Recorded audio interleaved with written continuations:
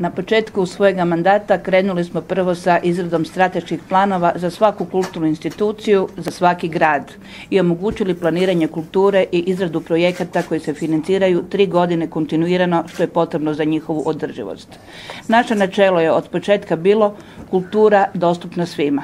Kultura koja nije privilegija samo gradova i velikih središta, kultura koja je putem 2 realizirana projekta. Jedan je digitalizacija kina, digitalizirali smo 28 kina u 19 županija, i drugi ruksak pun kulture.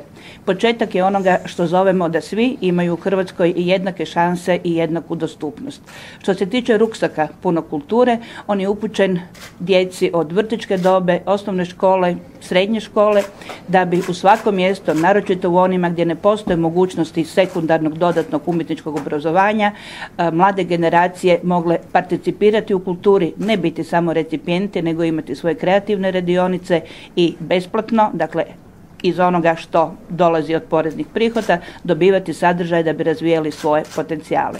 Realizirali smo nekoliko velikih investicijskih ciklusa. Prvi se tiče vučedolske kulture i muzeja u dvorcu Eltz. On ima svoje otvaranje sada 20. siječnja, zadnjega postava, vučedolska kultura negdje najkasnije do lipnja. Jednako tako, naši projekti u zadnjim ciklusima IP3, Palača Mojze, Muzeja Apoksiomena, oni su sada u završnoj fazi. I vidi se po samoj, ako hoćete, geografskoj karti da se radi o projektima od Vukovara i Iloka do Cresa, Biograda, dakle doista po cijeloj Hrvatskoj. Ono što nas sada čeka i što je za nas iznimno važno, to je promjena koju hrvatska kultura ima od datumka ulaska Hrvatske u Europsku uniju, od 1.7. Nama se sada otvaraju novi fondovi i ono što doista moramo pokazati, s jedne strane našu poziciju da hrvatski kulturni identitet koji je regionalno jednako različit, dakle imamo mediteranski, sjeverni, sjeveroistočni, dinarski ako hoćete, imamo različite identitete koji će se prikazivati u punom svom opsegu, naročito putem projekta Hrvatske kuće koji je u suradnji sa Ministarstvom vanjskih i europskih poslova koji kreće od 1. siječnja 2014. godine.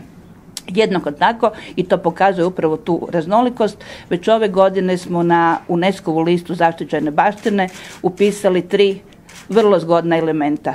Picigin, mediteransku prehranu i klapsko pjevanje. Sva 3 su vezana za Mediteran jer je to jedna od naših prvih orijentacija koje imamo upravo u ovoj međunarodnoj prezentaciji. Ono što kanimo raditi u sljedeće 2 godine, a temelji se upravo i na novim fondovima koji se otvaraju u Europskoj uniji, su s jedne strane projekti koji pokazuju održivost kulture i njezinu horizontalnu povezanost sa drugim sektorima.